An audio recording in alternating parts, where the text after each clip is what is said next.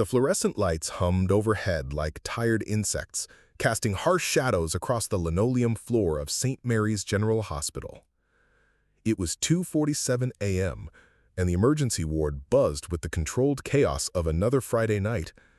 Sirens wailed in the distance, growing closer.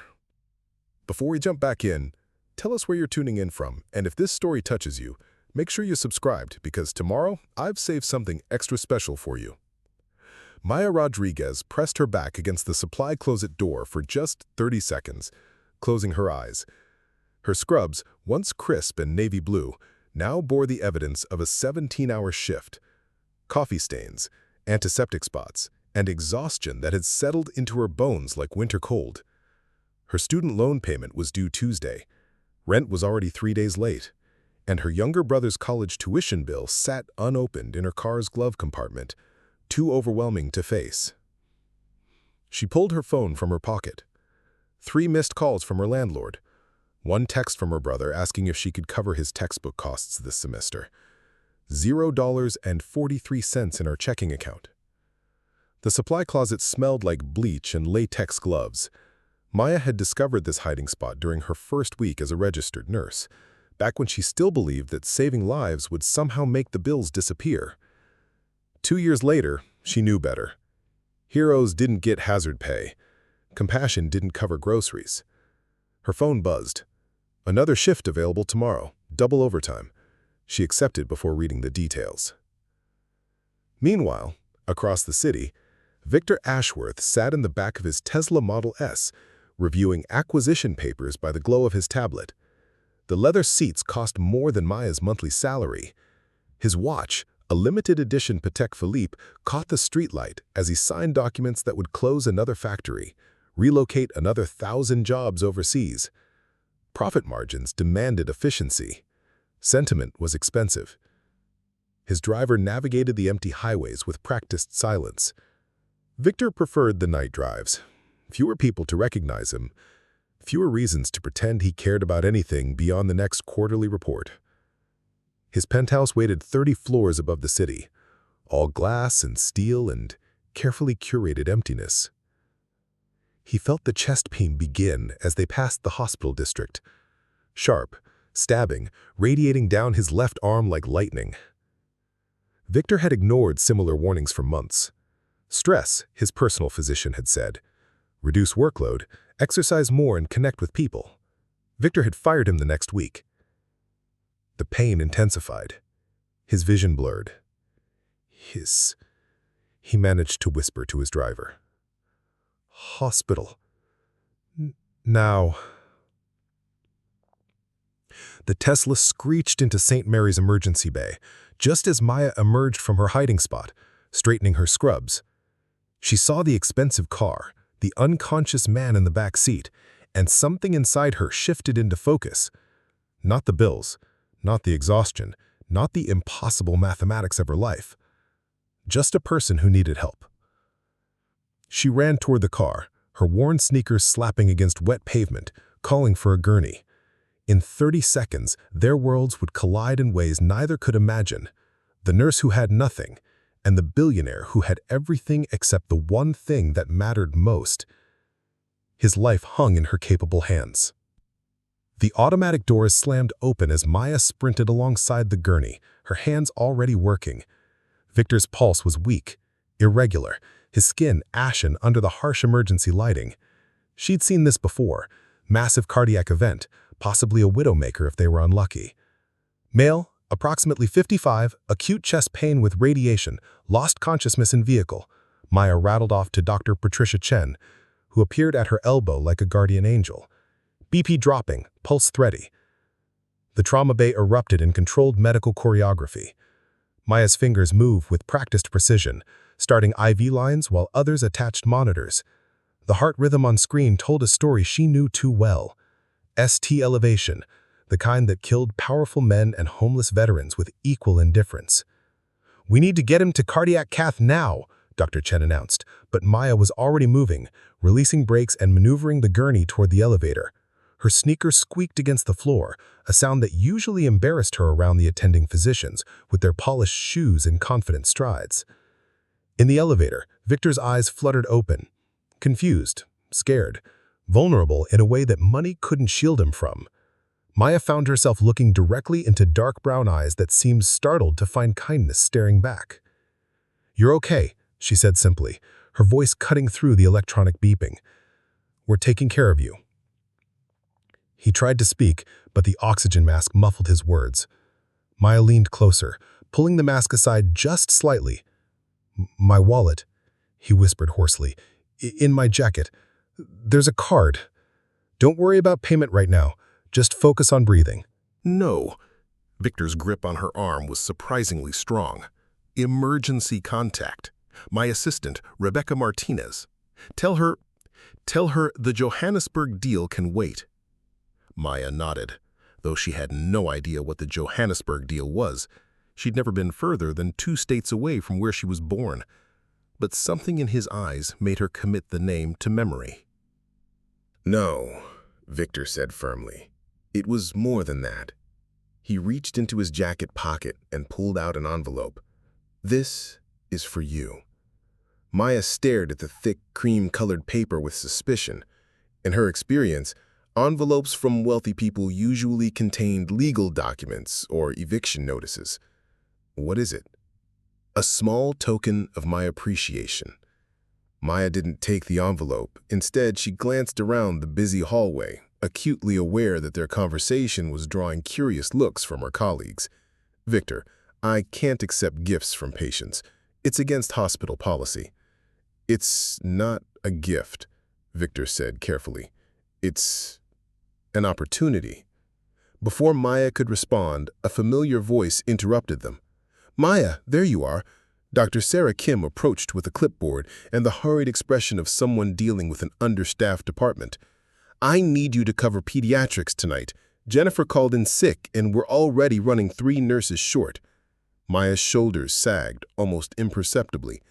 "Of course. What time?" 7 to 7. "I know it's your 4th double this week, but it's fine," Maya said, though the exhaustion in her voice suggested otherwise. "I'll be there." Dr. Kim hurried away, leaving Victor staring at Maya with newfound understanding. 4 double shifts in 1 week. No wonder she looked so tired. "You work too much," he observed. Maya laughed, but there was no humor in it. "Bills don't pay themselves. My brother's tuition is due next month and my mom's prescription costs went up again." "Sorry, you don't need to hear about my problems." "Maybe I do," Victor said quietly. Something in his tone made Maya look at him more carefully. Gone was the confused, vulnerable patient from 3 weeks ago. This was someone accustomed to boardrooms and decisive action. Yet his eyes held the same kindness she remembered from that night in the ICU.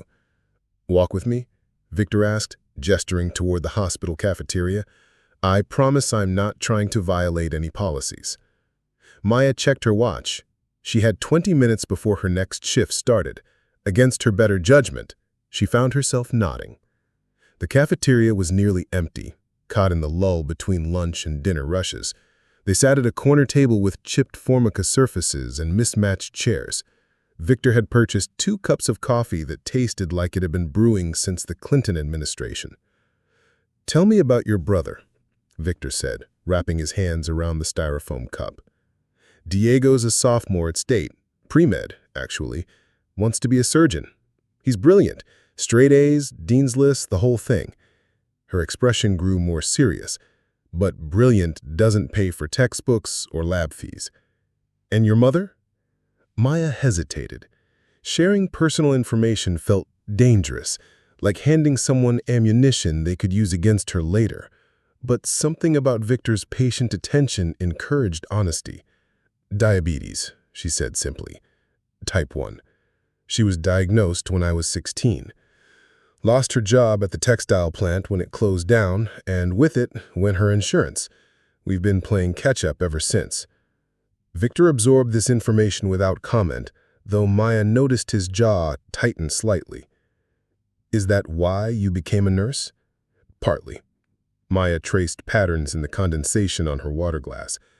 "I wanted to help people, obviously, but I also needed a job that would always be in demand, something stable. Turns out, stable doesn't necessarily mean well paid. What would you do if money wasn't an issue? Victor asked.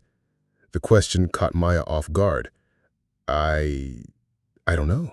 I've never really thought about it. Money's always been an issue. Think about it now. Maya stared out the cafeteria window at the parking garage across the street.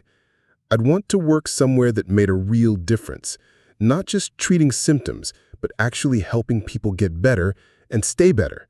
Somewhere that treated patients like human beings instead of insurance claim numbers. That sounds like a clinic, Victor observed. A good clinic, with proper equipment and enough staff and time to actually listen to people. And maybe a place that offered medical training for people who couldn't afford traditional programs. There are so many smart kids in my neighborhood who could be amazing nurses or doctors if they just had the chance. As Maya spoke, her exhaustion seemed to lift slightly. Her voice grew stronger, more animated. Victor found himself leaning forward, captivated by her vision of healthcare, driven by compassion rather than profit margins. "You've thought about this before," he said. "In my dreams," she admitted, then laughed self-consciously. "Pretty unrealistic dreams." "Are they?" Victor asked. He pulled the envelope from his pocket again and placed it on the table between them. "What if I told you those dreams might not be as unrealistic as you think?" Maya stared at the envelope, her heart beating faster. "Victor, what exactly are you proposing?" "Read it first," he said gently. "Then we'll talk." Maya's hands trembled slightly as she picked up the envelope. The paper was heavier than anything she had ever held, the kind of stationery that whispered of importance and consequence. Inside was a single sheet of letterhead bearing the logo of Ashworth Enterprises. As she read, Maya's eyes widened. The letter outlined a proposal for a community health clinic, fully funded and staffed, serving the underinsured populations of 3 neighboring districts. At the bottom, in Victor's careful handwriting, was a single line. "Interested in being the head nurse?" Maya looked up at Victor, speechless. "I've been thinking a lot since that night," Victor said, "about what really matters, about what I want my money to accomplish while I'm still here to see it happen. You saved my life, Maya. Let me help you save others." The cafeteria suddenly felt very quiet. Maya could hear her own heartbeat, could feel the weight of possibilities settling around her like a blanket. For the first time in years, the future looked like something other than an endless cycle of exhaustion and bills. I need time to think," she whispered. "Take all the time you need. But Maya, those dreams of yours, they're not unrealistic. They're just waiting for the right moment to become real." Outside the window, the afternoon sun cast long shadows across the parking garage. Change was coming, whether Maya was ready for it or not.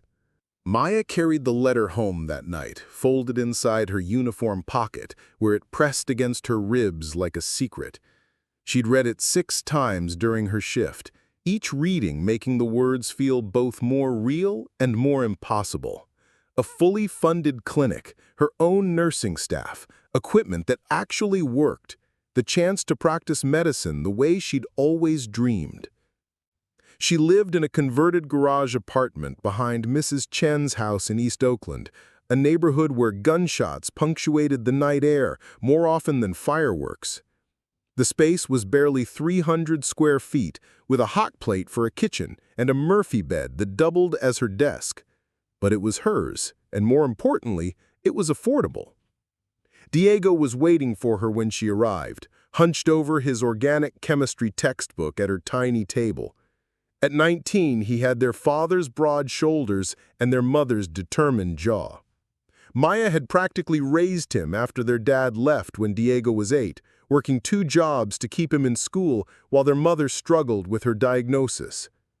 "You look different," Diego observed, glancing up from his molecular diagrams. "Good different, like you've won the lottery or something." Maya almost laughed. In a way, maybe she had.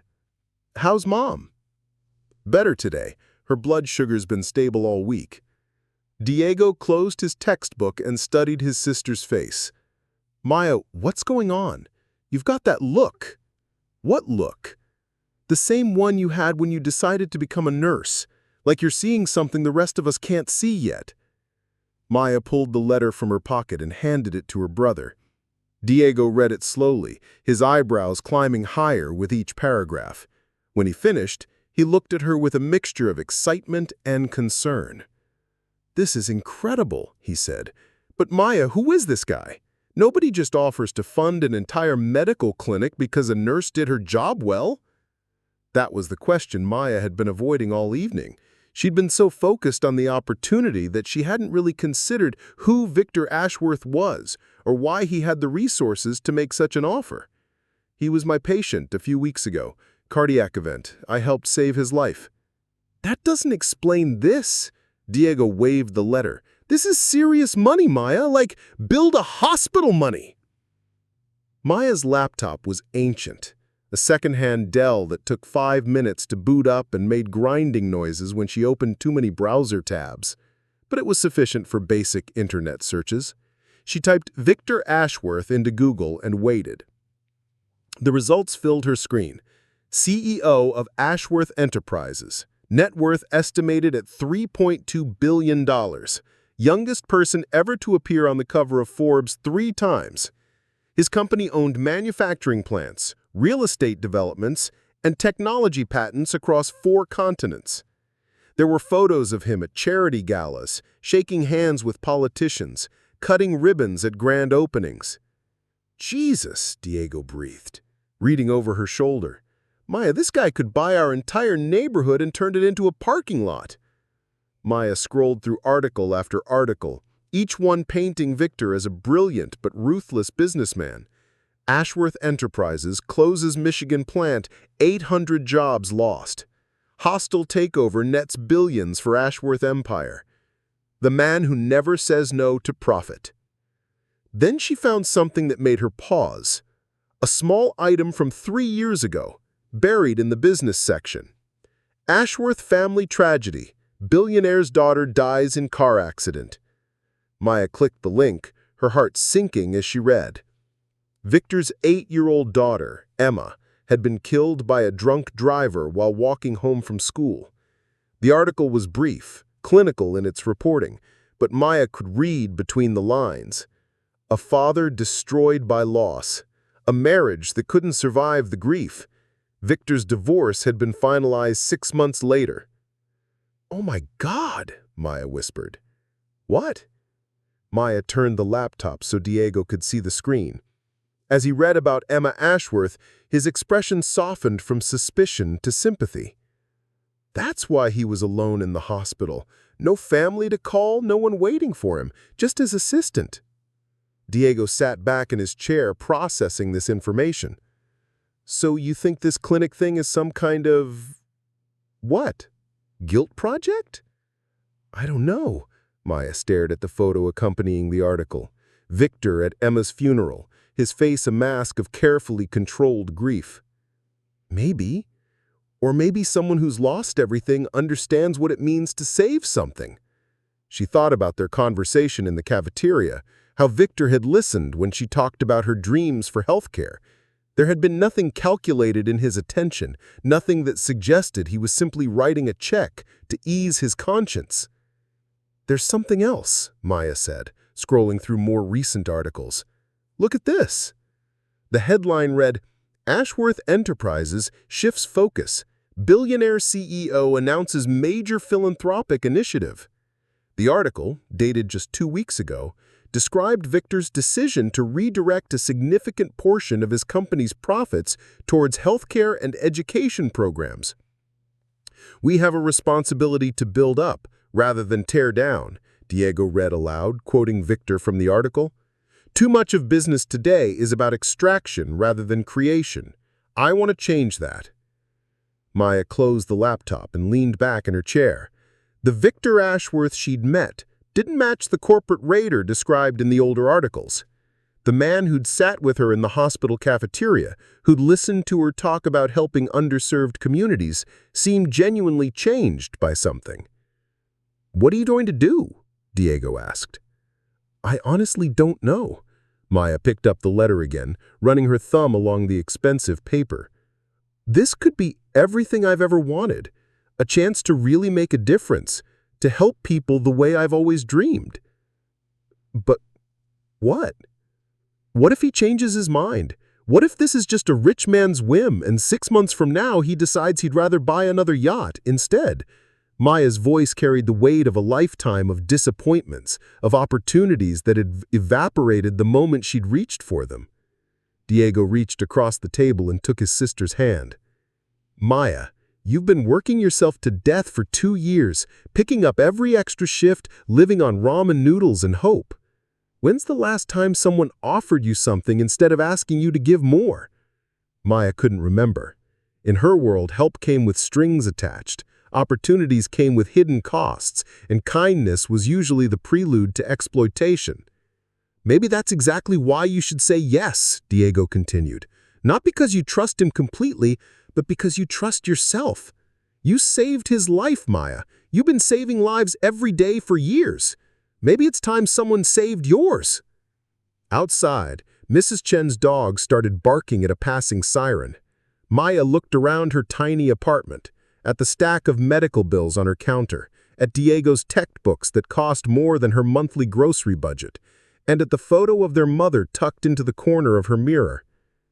I need to see him again, she said finally. Ask him the hard questions. Find out what he really wants from this. And if his answers are good? Maya folded the letter carefully and tucked it back into her pocket. Then maybe it's time to stop being afraid of dreaming too big. The next morning, Maya called the number on Victor's business card. His assistant, Rebecca, was friendly but efficient, scheduling a meeting for that afternoon at Victor's office downtown. As Maya hung up the phone, she realized she was about to enter a world she'd only ever seen from the outside.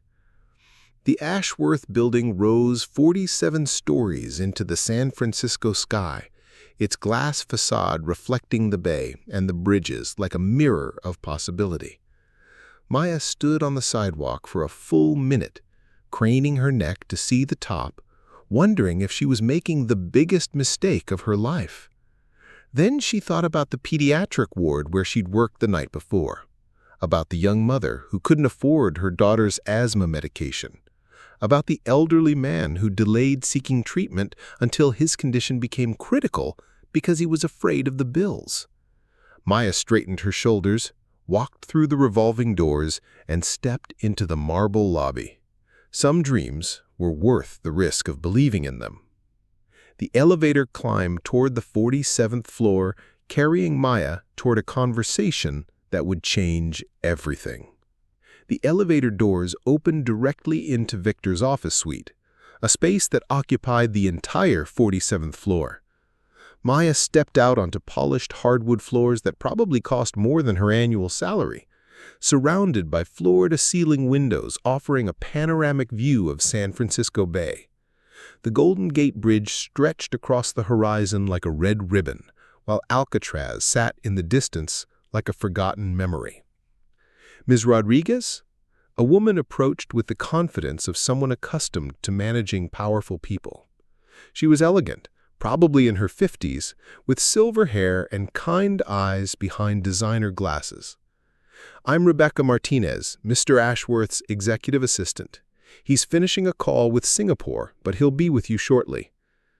Maya had expected corporate coldness, the kind of efficient dismissal she'd experienced in hospital administration offices. Instead, Rebecca's warmth felt genuine. Can I offer you something to drink? Coffee, tea, water? Water would be great, thank you. Maya's mouth felt dry, though whether from nerves or the building's climate control, she wasn't sure. Rebecca returned with a glass bottle of San Pellegrino and gestured toward a seating area near the windows. Victor mentioned you work at St. Mary's. My nephew just started his residency there. Dr. James Martinez in emergency medicine? I know Dr. Martinez. He's excellent with trauma cases, very calm under pressure. That's Jimmy. Always has been, even as a child. His mother worried he'd become too detached, but I think medicine needs people who can stay steady when everything else is chaos.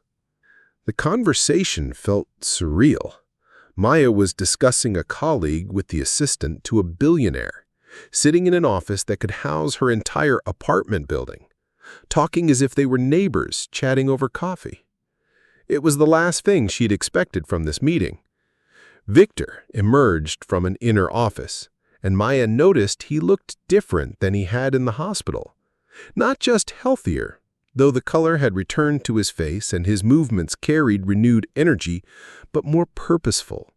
He wore a simple navy suit without the ostentatious accessories she'd seen in his photos. No flashy watch, no designer tie pin, nothing that screamed wealth for its own sake. "Maya," Victor said, extending his hand, "thank you for coming. I know this isn't easy." "Actually, Rebecca made me feel very welcome," Maya replied, shaking his hand. His grip was firm, but not aggressive, confident without being dominating. "Rebecca has that effect on people," Victor said, glancing at his assistant with obvious affection. "She's been the voice of reason around here for 12 years. I'd be lost without her." Rebecca gathered some files from Victor's desk.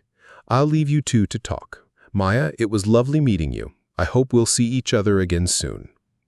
After Rebecca left, Victor gestured toward a conference table positioned near the windows. "Shall we sit?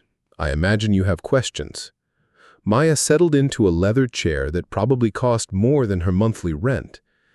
"I do. Starting with why you're really doing this." Victor appreciated her directness. Too many people in his world spoke in circles, hiding their true intentions behind corporate jargon and political niceties. "Did you research me after our conversation yesterday?" "Yes," Maya said. She saw no point in pretending otherwise. "I read about your daughter. I'm sorry for your loss." Victor's expression didn't change, but something shifted in his eyes. Emma would have been 11 this year. She wanted to be a veterinarian, specifically one who treated injured wildlife. She used to bring home every stray cat and wounded bird she could find.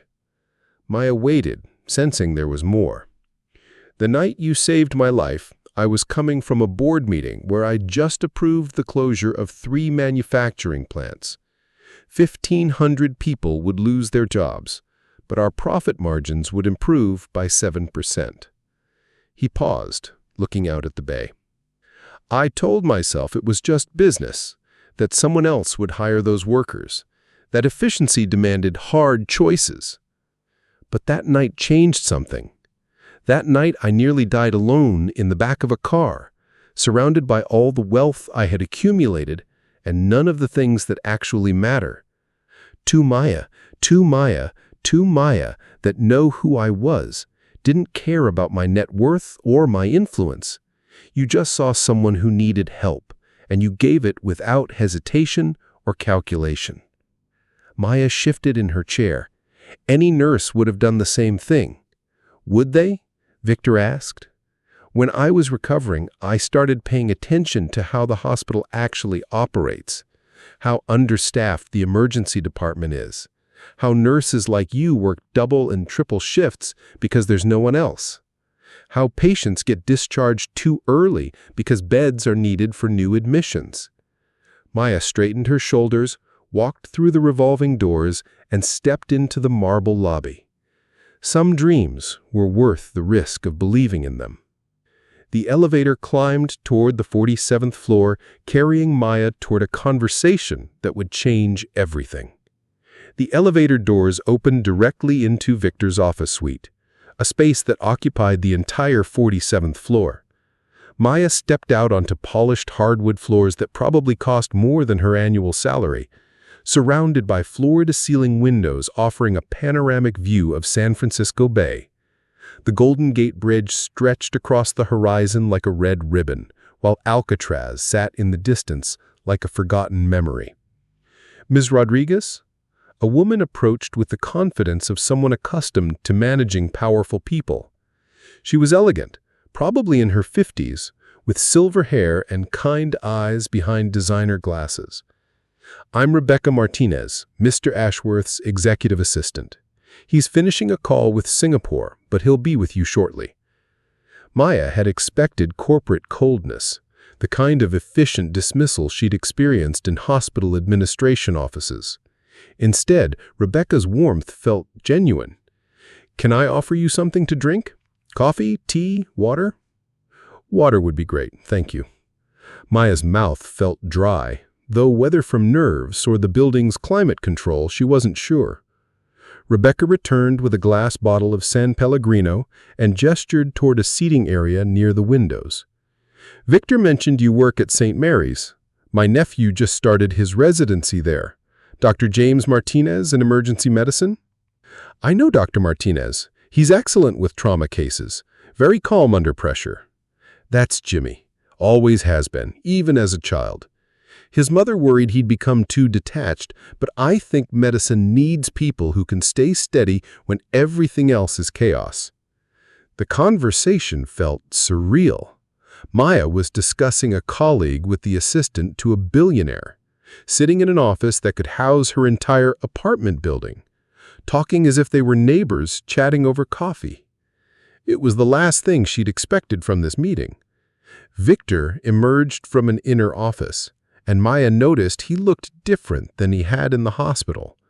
Not just healthier, though the color had returned to his face and his movements carried renewed energy, but more purposeful.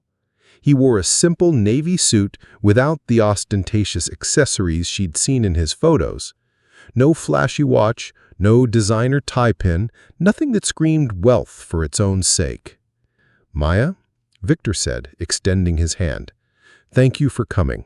I know this isn't easy." "Actually, Rebecca made me feel very welcome," Maya replied, shaking his hand. His grip was firm, but not aggressive, confident without being dominating.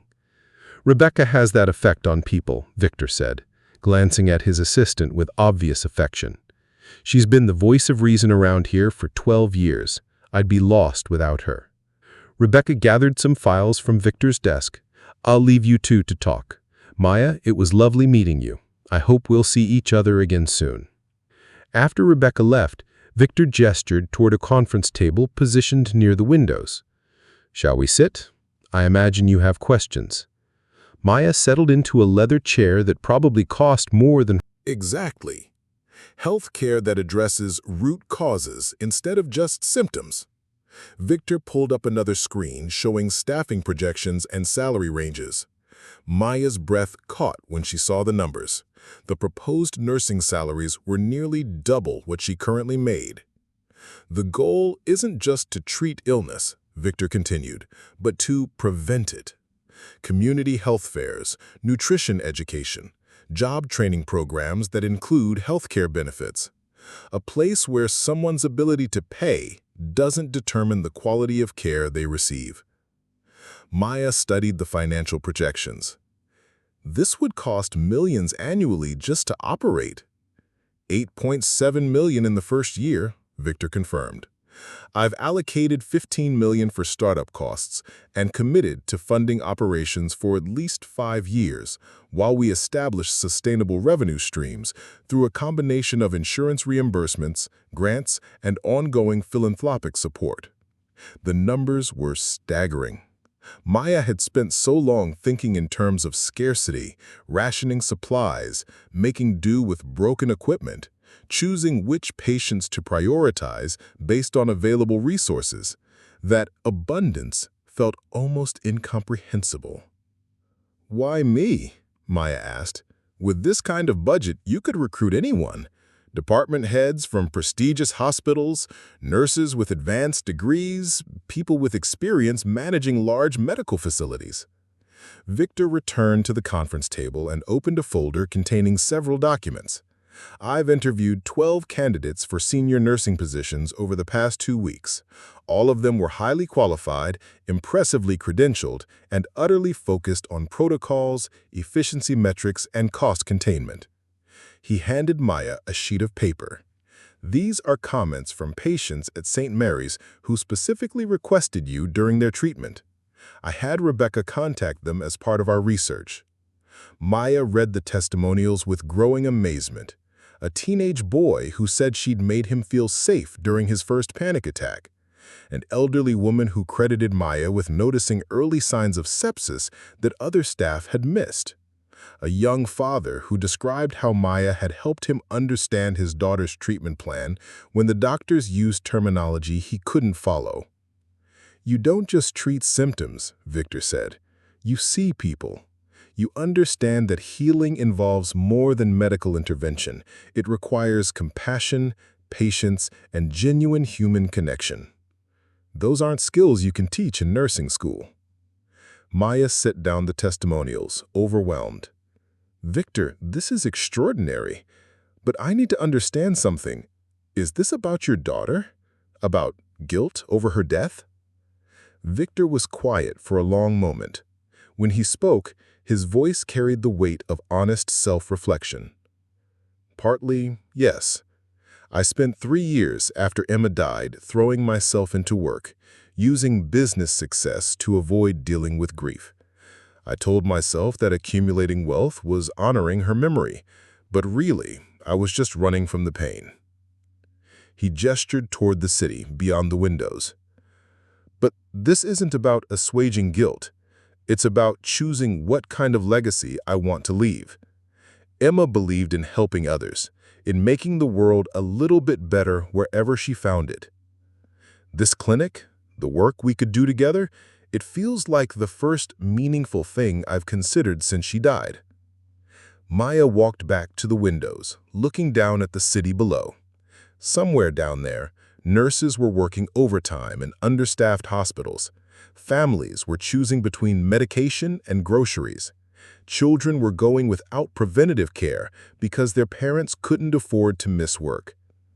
"What would you need from me?" Maya asked. "Everything," Victor said simply. "Leadership of the nursing staff, input on policies and procedures, help creating a culture where staff feel supported and patients feel valued. This only works if it's built by people who understand healthcare from the ground up." Maya turned back to face him. "And if I say yes, what happens to my current job, my patients at St. Mary's?" "We'd work together to ensure a smooth transition. And Maya, if you decide this isn't right for you, if you want to return to St. Mary's or pursue something else entirely, the clinic will still happen. This isn't contingent on your participation, though I hope you'll be part of it." The honesty in his statement surprised Maya. Most job offers came with pressure, with implicit threats about limited-time opportunities. Victor was giving her genuine choice, which somehow made the decision both easier and more difficult. "I need to discuss this with my family," Maya said. "My brother, my mother. This would affect all of us." "Of course. Take all the time you need." Victor handed her a business card with his direct number. "Call me when you're ready to talk, whether that's tomorrow or next month." As Maya prepared to leave, Victor added one more thing. "The clinic will need community outreach programs, including educational opportunities for people interested in healthcare careers. Scholarships, internships, direct pathways into nursing and medical programs." Maya paused at the elevator doors. "You're thinking about Diego?" "I'm thinking about all the Diegos out there. Brilliant kids who could transform healthcare if they just had the chance." Victor smiled. "But yes, your brother's academic record is impressive. If he's interested, there would be opportunities." The elevator descended through 47 floors, carrying Maya back toward ground level and the ordinary world. But nothing felt ordinary anymore. In her purse, architectural renderings and financial projections painted a picture of healthcare as it could be: compassionate, comprehensive, and accessible. Maya stepped onto the street, surrounded by the familiar sounds of traffic and construction, but her mind remained 47 floors above, imagining a future where helping people didn't require sacrificing everything else. Up next, you've got 2 more standout stories right on your screen.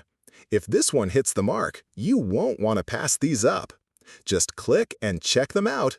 And don't forget to subscribe and turn on the notification bell so you don't miss any upload from us.